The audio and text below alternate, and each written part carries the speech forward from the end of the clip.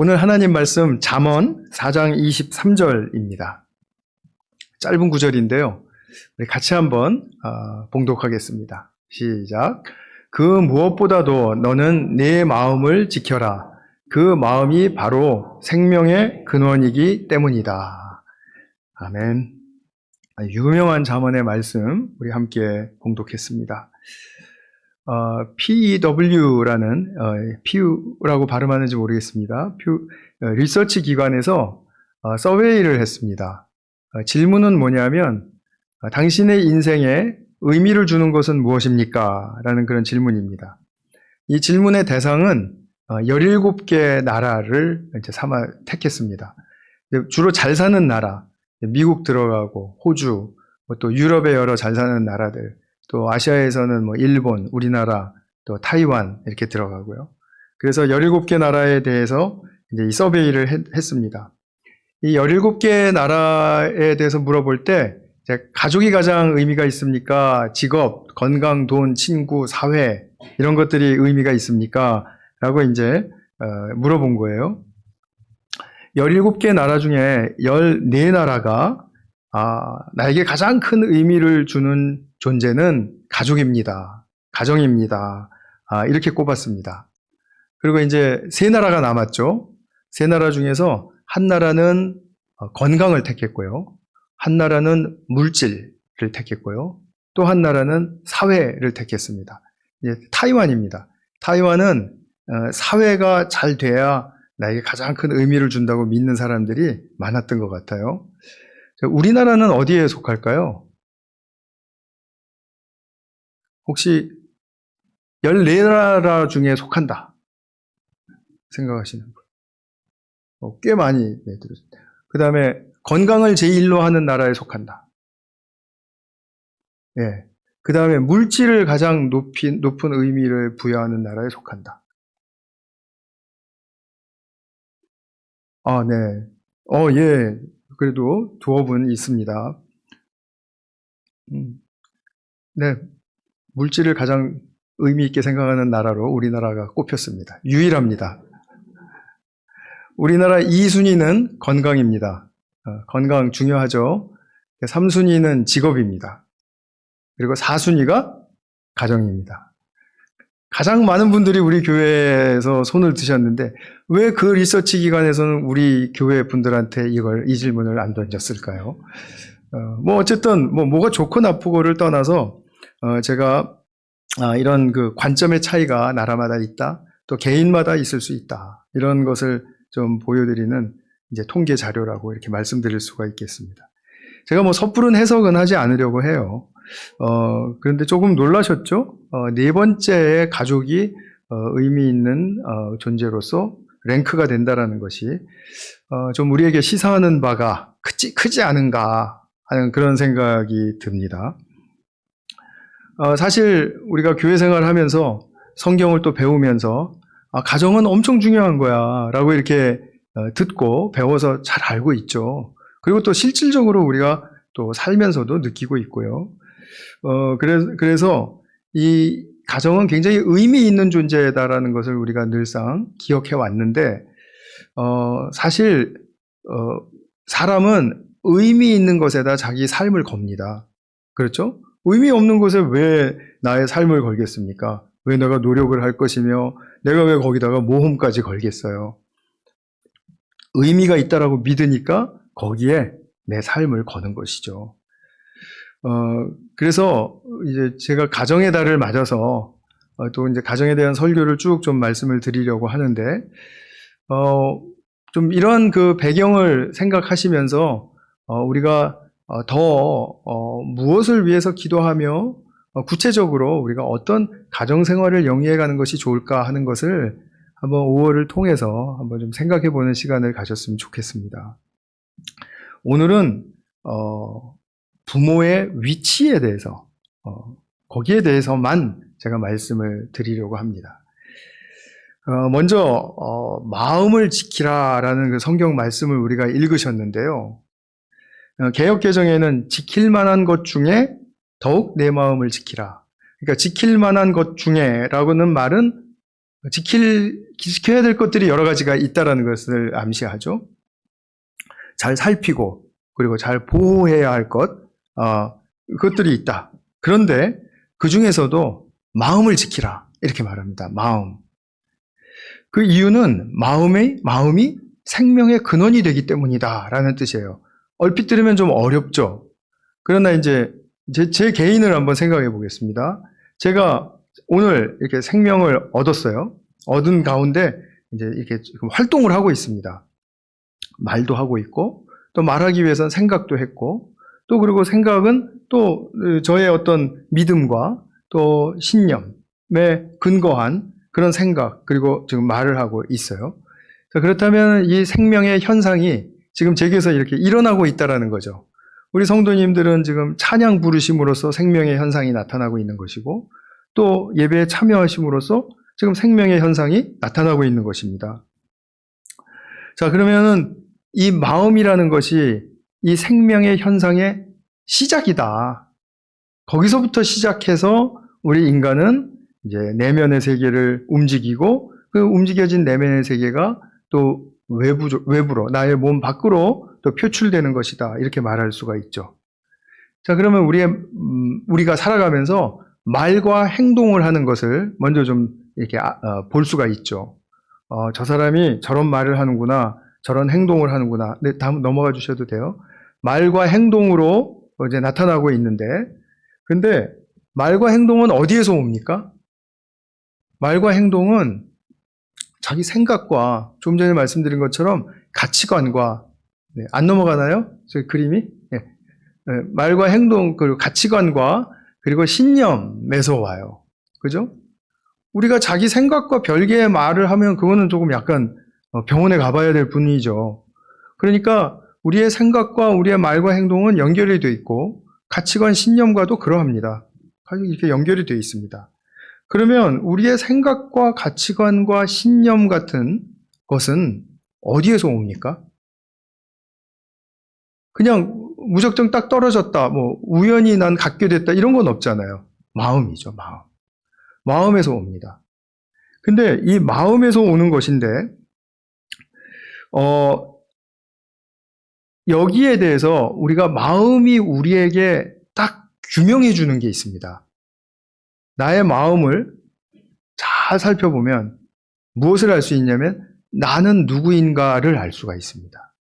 좀 철학적인 그런 어떤 질문과 답인데요. 한번 좀 생각을 해보세요. 나는 누구인가를 생각해 보신 적 있습니까? 잘 모르겠습니까? 잘 아실 수 있다면 나의 마음이 그런 거예요. 나의 마음이 어떤 거예요. 내가 누구인지를 잘 모르겠으면 나의 마음이 뭔지를 잘 모르는 거예요. 근데 우리가 거듭나고 나서 아는 것은 무엇입니까? 나는 누구인가라는 질문 앞에 섰을 때 나는 누구죠? 마음을 통해서 하나님과의 관계가 맺어진 그런 구원받은 사람이라면 알 수 있죠. 나는 하나님의 자녀다. 어떤 자녀인가? 하나님의 크신 사랑으로 지음받았고, 그리고 이 땅에 태어났고, 그리고 그 태어나면서 자라오는 과정에 예수님을 만나고, 그래서 더욱더 하나님과의 관계가 명확하게 딱 만들어졌고, 그리고 그 하나님과의 관계로부터 나는 사랑받는 존재이고, 또 사랑받는 존재이기 때문에 사랑하는 존재이다. 라고 내 자신을 규명할 수 있는 것. 그것은 나의 마음을 살펴볼 때 나의 마음 속에서 맺어진 하나님과의 관계로부터 오는 것이다라는 그런 사실을 우리가 알 수가 있습니다. 그러면 나는 누구인가라는 그런 질문이 매우 중요하다라는 사실을 알 수 있는 것은 내가 구원 받았느냐 안 받았느냐의 문제와도 직결이 되고, 또 내가 지금 구원 받았지만 하나님과의 관계가 살아있는가 안 살아있는가 그 문제와도 또 직결이 돼요. 이제 누군가가 우리 성도님들께 당신은 살아가시면서 인생의 목적이 무엇입니까? 라고 물어보시면은 무엇라고 대답을 하시고 싶습니까? 한번 속으로 생각을 해보세요. 그런 질문이라는 거죠. 나는 누구인가는 내 인생의 목적은 무엇인가라는 것도 또 연결이 되어 있죠. 그죠? 그래서 나는 하나님과의 관계 속에서 나는 분명히 확신하게 된 것이 있습니다. 사랑받는 존재이고 사랑하는 존귀한 인간 아무개입니다. 이렇게 말씀하실 수 있다면 그러면 그분의 마음은 분명한 것이죠. 마음이라는 것은 인격의 중심을 이야기합니다. 영혼의 중심, 인격의 중심. 이 마음이라는 걸 통하지 않고는 하나님과 만남이 있을 수 없습니다. 만남이라는 기관이 창조되어 있기 때문에 우리는 그 마음을 살려서 하나님이 찾아오실 때 이렇게 일어나고 그리고 하나님을 맞아들이고 하는 그런 아주 중심적인 영혼의 기관, 인격의 기관, 바로 마음입니다. 예수님이 요한계시록 3장 20절에서 말씀하실 때 라오디게아 교우들에게 이런 말씀을 하세요. 이미 믿고 있는 자들이라고 이제 자부하는 사람들입니다. 그 사람들에게 이런 말씀을 하세요. 기억하시죠? 내가 문 밖에 서서 너희 문 밖에 서서 두드린다. 그런데 너희가 마음의 문을 열어주면 그러면 내가 들어가서 너희와 함께 살겠다. 라는 그런 말씀을 하세요. 그러니까 우리의 생명의 활동이 예수님과 함께 일어나게 하겠다라는 그런 뜻이죠. 자, 그렇게 되면 결국 예수님 또 하나님이 우리에게 찾아오실 때 우리의 어디를 가장 먼저 두드리세요? 그냥 뚝 떨어져서 이렇게 딱 나타나시는 게 아니라 우리의 마음 문을 두드리신다라는 말씀이죠. 그렇죠? 자, 그렇다면 이 마음의 노크 소리를 듣고 그리고 문을 열어요. 열면 그분이 들어오셔서 생명의 활동이 같이 함께 일어납니다. 그러면 나의 그 생명이 일어나는 것은 나의 생각에 영향을 미치고 또 나의 가치관에 영향을 미치고 나의 신념을 또 바꿔줄 수 있는 그러한 영향력이 있는 그런 마음의 역사인 것이죠. 자, 그러면 나의 생명과 가치관과 신념이 예수님과 함께 지어진 것이라면 그 다음에 나의 말과 행동은 어디에 영향을 받습니까? 그렇게 생각과 가치관과 신념에 영향을 받는 것입니다. 그러니까 우리가 무조건 옳다 해서 그거 딱 따라간다고 해서 그게 우리의 인생의 모든 것을 설명해 주지 못합니다. 그래서 근원적인 것부터 생각을 해야 우리가 나의 존재는 이러하구나. 나는 이런 존재로서 이렇게 앞으로 예수님과 함께 나가야 되겠구나. 그래야 내 생각과 가치관과 신념이 더 잘 짜여지고 형성되고 그리고 조화롭게 되고 그래서 나의 말과 행동이 거기서부터 또 빚어질 수 있는 것이구나 하는 것을 우리가 볼 수 있다 이 말이죠. 그러면 우리 개인의 영혼의 역사가 이러하듯이 이제 나 자신이 출생하고 또 성장한 전인적인 그 생명의 운동이 처음 시작된 곳이 어디입니까? 가정이죠. 더 엄밀히 말하면 누굽니까? 부모님이죠. 그래서 이걸 비유적으로 이렇게 보시면은 굉장히 좀 이해가 쉽지 않을까 싶습니다. 우리가 가정을 생각할 때 부모의 본분과 위치를 생각하지 않으면 가정의 의미가 확장되거나 바르게 확장되거나 잘 형성될 수가 없다라는 사실을 우리가 또 한번 가늠해 보게 됩니다. 부모님이 나를 낳아주신 것 자체가 신비한 생명의 운동입니다. 자, 우리 모두의 소중한 삶은 누구로부터 시작됐다고요? 부모님으로부터 시작됐다고요. 이것을 한번 좀 오늘 생각해 보고 싶어요. 어떤 분들은 부모님이 돌아가셨을 것이고, 어떤 분들은 한 분이 돌아가셨을 것이고, 어떤 분들은 다 살아계실 수 있습니다. 그러나 그런 것에 개의치 말고, 돌아가셨든지 지금 살아계시든지, 그냥 한번 생각을 해보세요. 나의 부모님. 내가 어떻게 태어나게 됐을까? 그 두 분이 인생의 어느 날 만나셨어요. 그래서 사랑에 빠졌어요. 그래서 그 순수한 사랑을 가지고 열정적으로 함께 생명을 창출해낸 것입니다. 너무나 거룩한 역사인 거예요. 이것이 이것이 우리에게 인정이 됩니까? 우리 부모님의 순수한 사랑과 열정이 나를 이 땅에 내어놓게 했다. 나는 저절로 아니면 아무 힘도 안 들이고 태어난 존재가 아니라 이 부모님의 사랑의 열정으로 태어난 존재이다.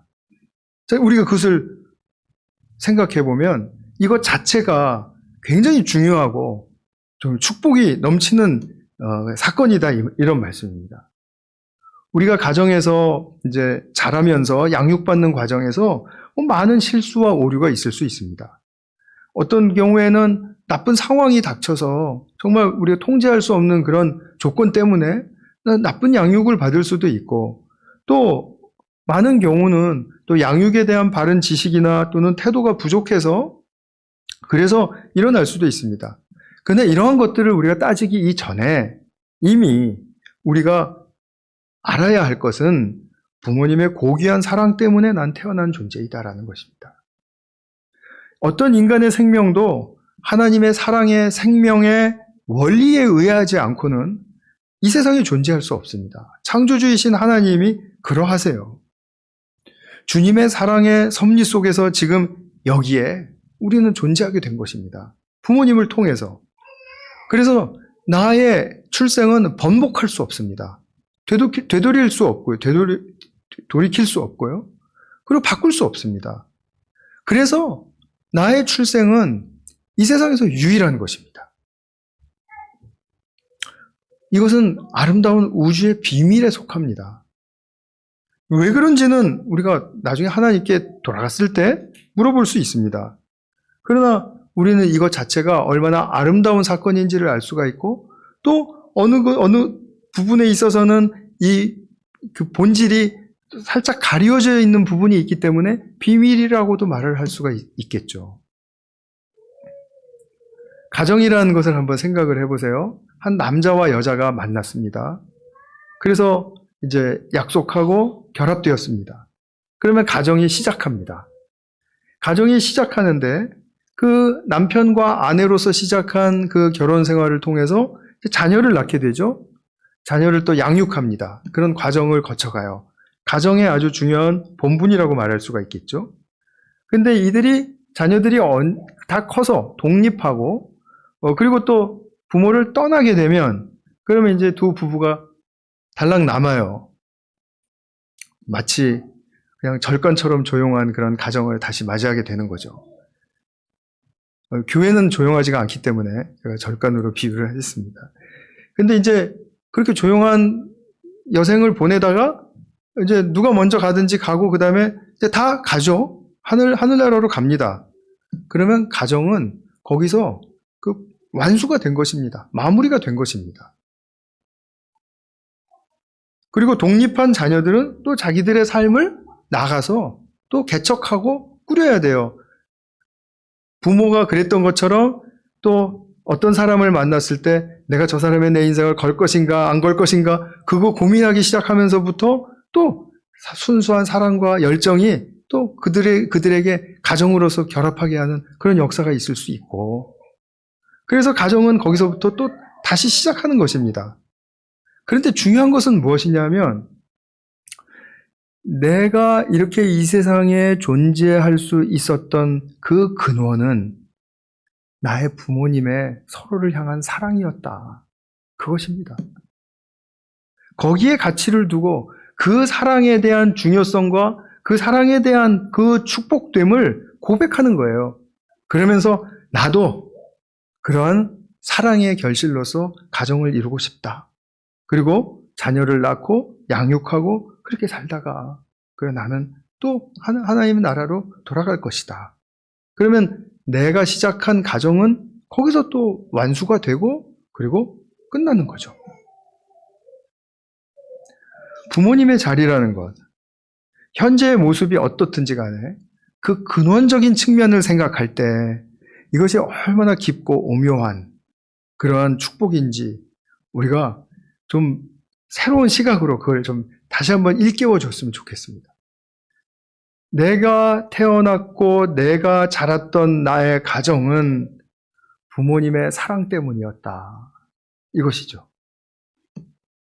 그래서 부모는 자식에게 생명을 전수하는 근원과 같은 존재로서 가정은 생명의 우물과도 같은 것입니다. 이제 앞으로 보시겠지만 우리가 이제 태어나서 양육받으면서 자라가는 그런 모든 과정 속에서 부모라는 존재는 온 힘을 다해서 자식에게 바른 생명의 길, 또 바른 생명의 선물, 또 바른 생명의 그 완성된 모습을 보게 하기 위해서 혼신의 힘을 다 쏟습니다. 그러니까 그 생명을 부어주는 그 사랑의 노력과 헌신, 그것이 바로 가정을 생명의 우물로 만들어주는 것이죠.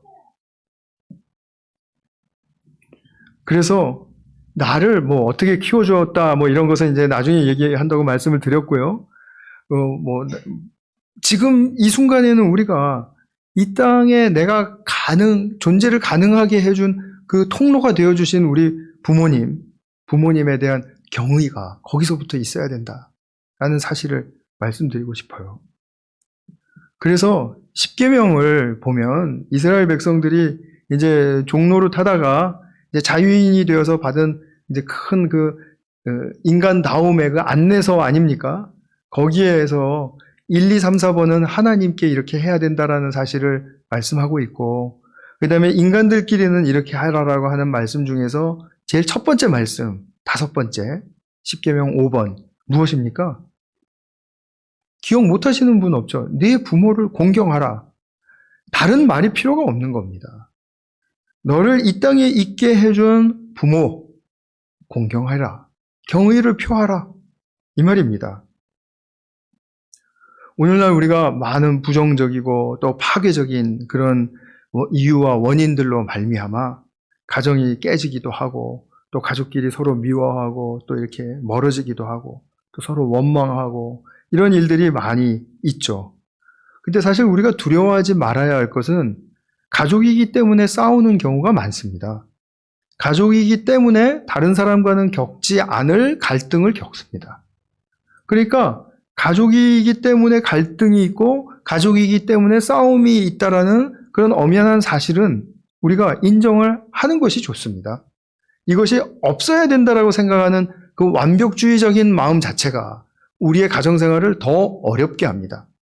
왜냐하면 하나님은 가족의 그 친밀감을 그렇게 가까이 형성을 시켜 놓으시고 거기서 부딪히는 그런 모든 것들, 갈등과 알력을 통해서 겪어 나가면서 더 나은 인간들의 모습, 더 나은 그런 가정의 모습으로 바꾸어 가고 싶으시기 때문이에요.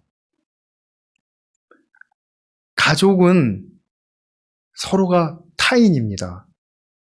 이거는 죽어도 인정을 하셔야 됩니다. 내 자식 타인입니다. 우리 부모 타인입니다. 부부관계 타인입니다. 근데 타인인데 우리가 부부관계는 약속을 해서 맺은 관계이기 때문에 그 약속에 대한 나의 신실성을 통해서 내가 인간됨의 길을 배워가는 것이고요. 내가 낳은 자식은 우리의 사랑이 결실을 맺어서 낳은 자식이기 때문에 내가 그를 보호하고 양육해야 되는 그 마음부터가 새로운 그런 속에서 내가 새로운 삶으로 나아가게 해주는 것이고요. 부모님은 나를 존재하게 해준 그런 분들이기 때문에 그 자체에 대한 경의를 가져야 한다는 그 사실을 우리가 배워가야 하는 것입니다. 남이기 때문에 배워가야 하는 것입니다. 남이라고까지 하여튼 타인입니다.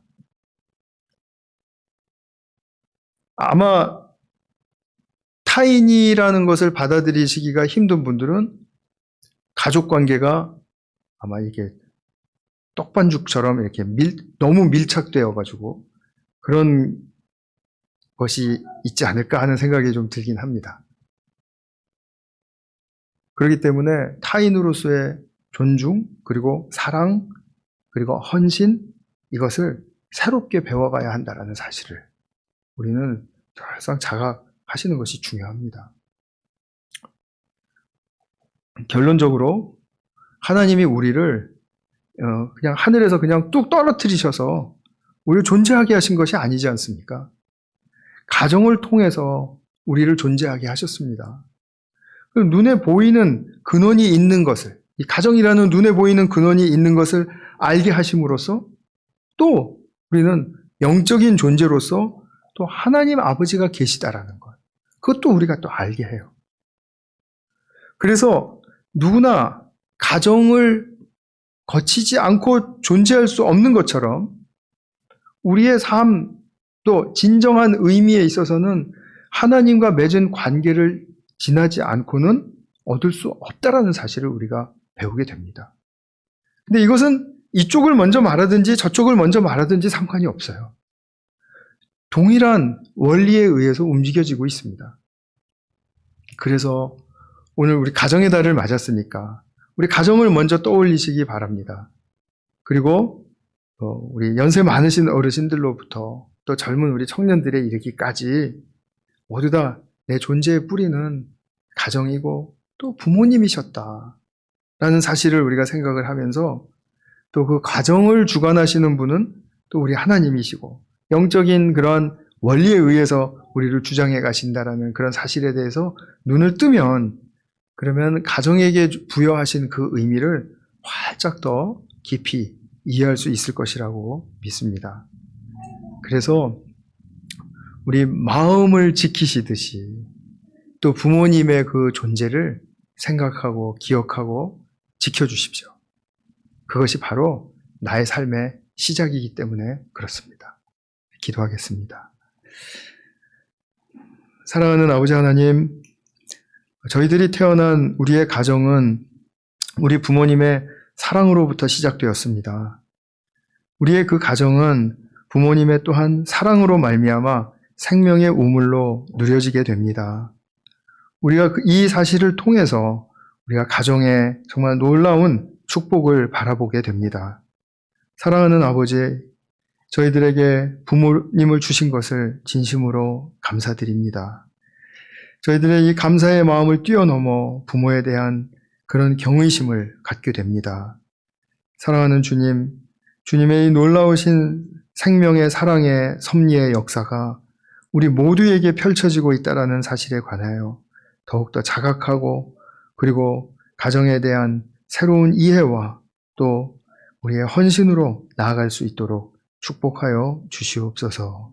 우리 구주 예수 그리스도의 이름으로 기도하였습니다. 아멘.